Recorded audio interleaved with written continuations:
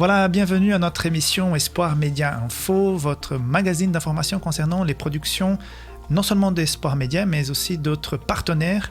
Et nous avons aujourd'hui beaucoup d'informations, de nouveautés à vous proposer, à partager. Et aujourd'hui, je suis encore une fois avec Yolande. Oui. Comment ça va, Yolande? Très bien, toujours, merci. Tu as préparé des choses pour nous aujourd'hui? Oui, je vais vous proposer deux Bibles cette fois. Ah bah très bien. David Svilovec. Silovec. J'ai de la peine encore avec ton nom de famille. Merci beaucoup. Tu animes une nouvelle émission qui va commencer bientôt et tu vas nous en parler aujourd'hui. Ouais. Très bien, ben, merci de ta présence. Voilà, donc avant justement de parler de tout ça, nous allons faire un tour sur nos plateformes.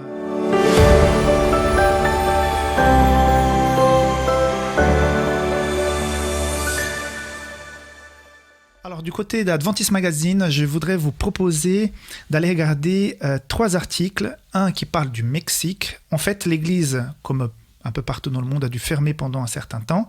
Mais ils se sont vite organisés pour une campagne d'évangélisation en ligne. Il y a eu 5836 personnes qui se sont fait baptiser après cet effort d'évangélisation. Surtout parce que les jeunes, et là ça te concerne David, les jeunes se sont engagés sur les réseaux sociaux. Ils se sont mis à partager à fond tous les contenus qui ont été créés et une bonne partie de ces personnes qui se sont fait baptiser sont des jeunes. Donc, je vous invite à regarder. Oui, non, c'est super. Hein, au Mexique. Et après, il y a Olivier Giroud, le 2e meilleur buteur de l'équipe de France. Désolé pour cette parenthèse concernant le football, comme j'aime beaucoup le foot. Par contre, Olivier, c'est un chrétien engagé. Il a même écrit ce petit livre. Tu vois, je ne suis pas de la librairie, mais je te fais quand même la pub. Tu vois, c'est bien, magnifique. Tu commences à me contaminer avec... Voilà, il a écrit ce bouquin. En fait, il a été rédacteur en chef. Hein. Ce n'est pas tout lui qui a écrit. Il y a différents articles, mais lui a été le rédacteur en chef. Ça veut dire qu'il a choisi. Et puis voilà, c'est tout sur des sportifs chrétiens. Tout à fait. Mais il continue avec cette démarche de travailler avec son image en faveur des chrétiens parce que, comme vous savez, les chrétiens sont pas mal persécutés dans le monde. Et donc, il a fait une démarche en faveur des chrétiens persécutés et il a organisé une espèce d'enchère avec des maillots que des collègues lui ont donnés. Et avec cette levée de fonds, il essaie donc d'aider les chrétiens qui sont persécutés, notamment au Cameroun et au Mali. D'accord. Cette plateforme s'appelle The Goal, donc le but. Et puis jusqu'au 6 décembre, on peut éventuellement, si tu veux, David, acheter un maillot d'un joueur connu, tu peux le faire. Tu peux le faire. Donc c'est une belle démarche de la part d'Olivier Giroud. Hein. Il y a un pasteur qui a écrit un article parlant des obstacles que le Covid a créé pour son église, pour sa communauté, parce que voilà, les portes se sont fermées. Mais il a fait une réflexion assez intéressante en disant que une fois qu'ils ont été obligés de fermer, ils ont été aussi obligés de réinventer le culte, réinventer l'église, réinventer la façon dont l'église se connectait non seulement à ses membres comme aux intéressés en général. Et puis, il arrive à un constat que quelque part, le Covid l'a aidé à évoluer dans sa façon de voir et penser l'Église.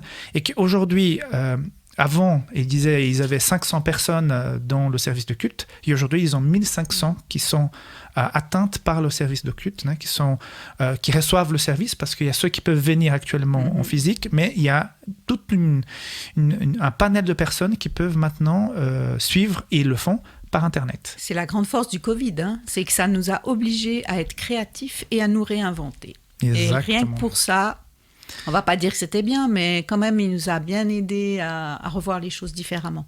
Oui, donc je pense qu'il faut prendre du positif même dans cette situation. Du côté d'Advent Play, je voudrais attirer votre attention concernant notre rubrique études théologiques. Il y a 5 nouveaux épisodes sur l'évangélisation. Si vous aimez des études un peu plus approfondies, si vous êtes quelqu'un qui prend le temps pour aller au fond des choses, donc il y a cette rubrique études théologiques. Et il y a une nouvelle catégorie qui est donc l'évangélisation. Il y a 5 nouveaux épisodes qui ont été publiés. Il y a aussi les derniers épisodes de Point de vue. Je vous invite aussi à voir cette série sur AdventPlay. Il y a des nouveaux dessins animés de Alain Auderset. Donc, il y a des nouveaux dessins désormais disponibles sur la rubrique jeunesse et aussi dessins animés. Et puis, du côté des youtubeurs, nous avons quelques youtubeurs dans notre giron. Donc, il y a David Miard qui propose une vidéo qui s'intitule « Comment être parfait ». Donc, si vous ne le saviez pas, c'est l'occasion. David nous le propose. Il y a Samuel Cunha qui parle sur les possessions démoniaques.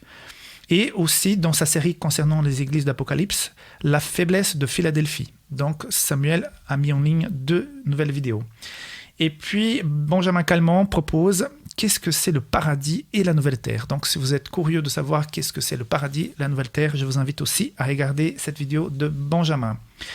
Alors, pour le week-end, nous avons une agenda assez remplie, garnie, parce que justement, nos églises sont encore fermées, la plupart, sauf mon église de Bienne. C'est la seule église en Romandie qui est ouverte. Non. Depuis samedi, Lausanne et Clarence seront ouverts aussi. Ah, d'accord. 30 personnes maximum, mais on sera ouvert et justement, on va faire en présentiel pour ceux qui seront là et par Zoom en même temps. D'accord. C'était pas à partir du 10 décembre ? Non, 1er. Ah, 1er. Ah bon. Et je sais qu'Yverdon ouvre aussi cette semaine. Enfin, il y a plusieurs... Les églises vaudoises, il y en a beaucoup qui ouvrent ce week-end. Super. Donc, le vendredi soir, nous avons Bon Sabbat chez vous à 18h. C'est l'horaire hivernal. Donc, le lendemain, le sabbat à 10h, il y a l'école de sabbat. À 11h, le service du culte avec Pierrick Avelin, cette fois-ci, qui nous apporte un message qui s'intitule « Covid, peur et apocalypse ». À 13h, le culte espoir avec nos 3 filles. Elles seront donc cette fois-ci sur le plateau. Il y aura Amandine, Marina, Romina et Juliana qui vont parler du sel de la terre. Une très belle émission. Et puis à 2h, nous avons l'école de sabbat de la semaine suivante. Et à 15h, nous avons un symposium qui sera transmis depuis Collonges sur le thème de la liberté religieuse. D'ailleurs, la semaine dernière, nous avons interviewé Gabriel Monet à ce sujet. Donc, je vous rappelle tout simplement qu'il y aura un panel dont fera partie un théologien, un juriste, le directeur de CIRAP, Dion Grasse, aussi le président de la commission de droit et liberté religieuse à la Fédération protestante de France, et aussi Yassine Ilmi, fondateur de l'association, d'une association dont l'objectif est de former des imams à la langue et aux valeurs françaises. Donc un panel assez intéressant, ça va être vraiment chouette cette émission.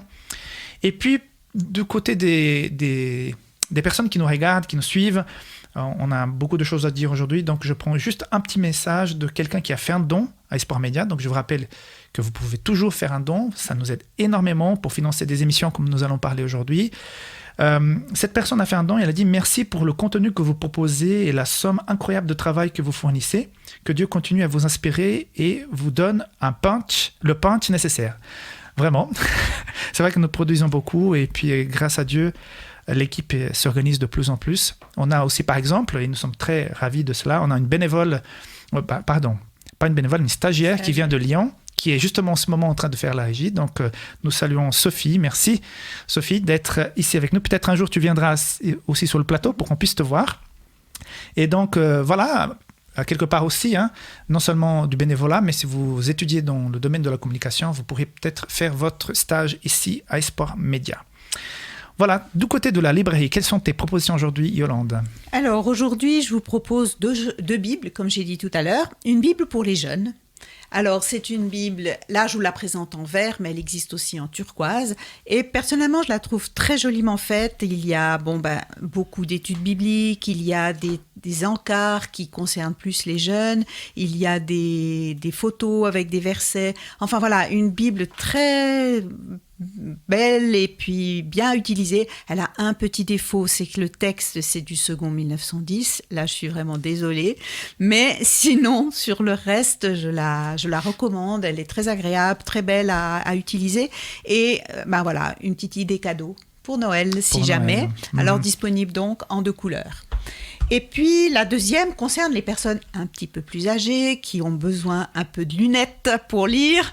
C'est une Bible, une très jolie Bible, qui est pour une fois avec fermeture éclair, onglet, et puis c'est une Bible en gros caractères. Wow. Alors, pour tous ceux qui ont un peu de peine à lire, c'est vraiment super parce que c'est suffisamment grand. Alors, c'est vrai que, il n'y a pas de miracle, on ne peut pas avoir une Bible grand caractère de format assez petit, et puis en même temps qu'elle ait des tas de notes et de textes parallèles. Ça, malheureusement, elle n'a pas. Mais voilà, c'est une très bonne Bible de lecture.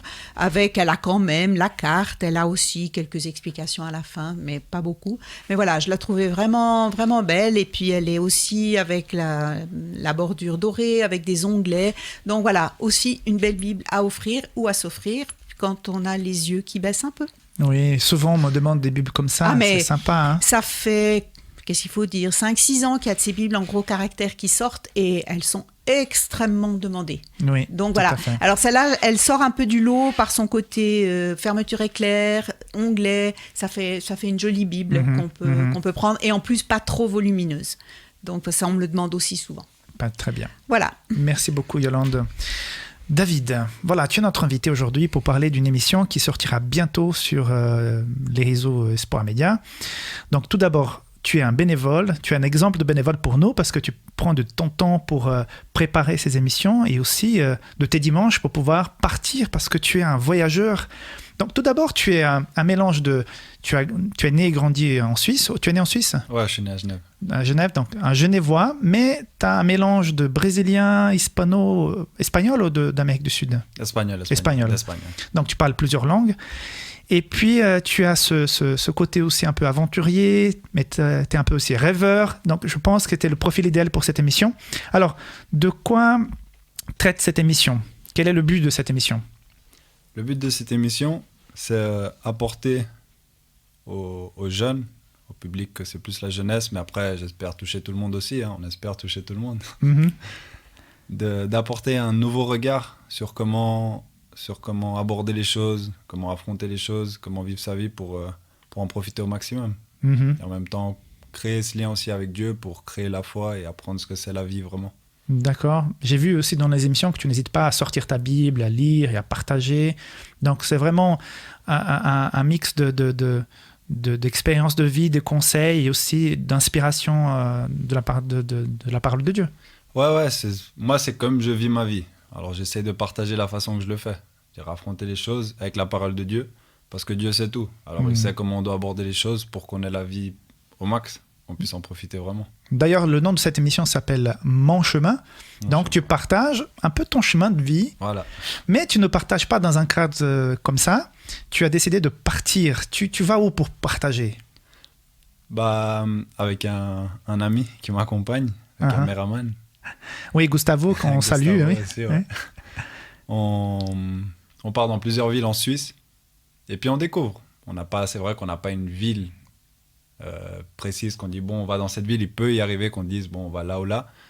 Mais la dernière fois qu'on est allé, on est arrivé à la gare et on s'est dit on va où ?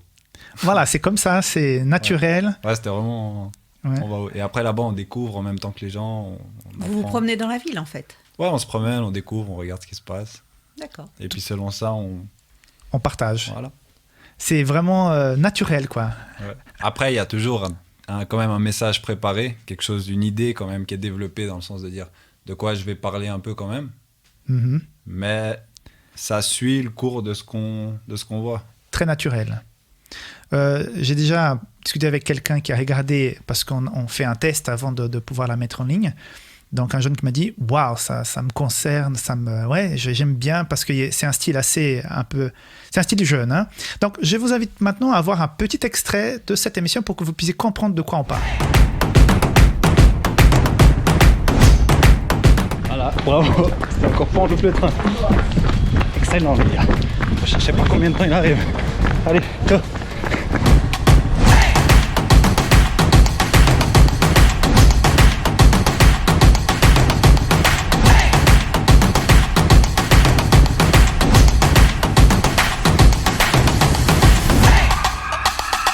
Bienvenue à Interlaken. C'est parti.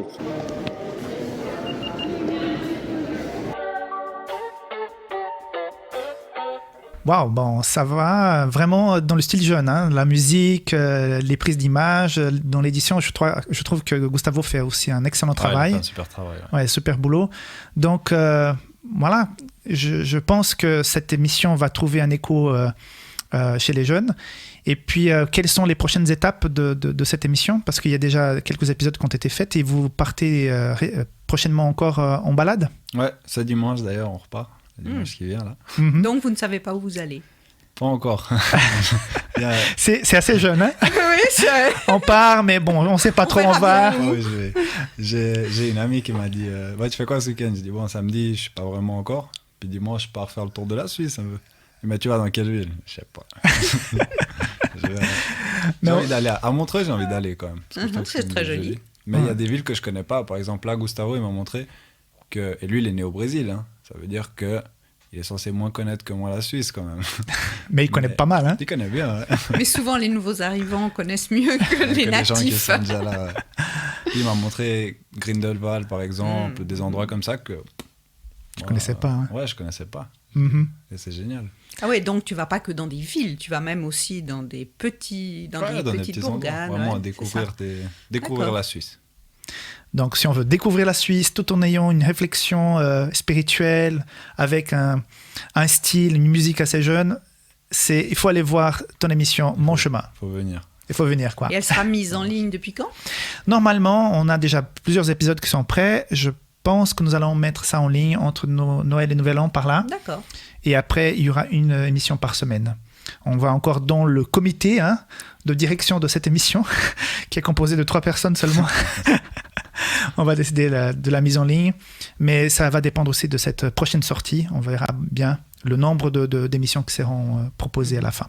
Voilà. En tout cas, merci beaucoup à toi et à Gustavo pour Merci cet à vous. engagement et que vous puissiez vivre une belle aventure dimanche et qu'on puisse découvrir ça après.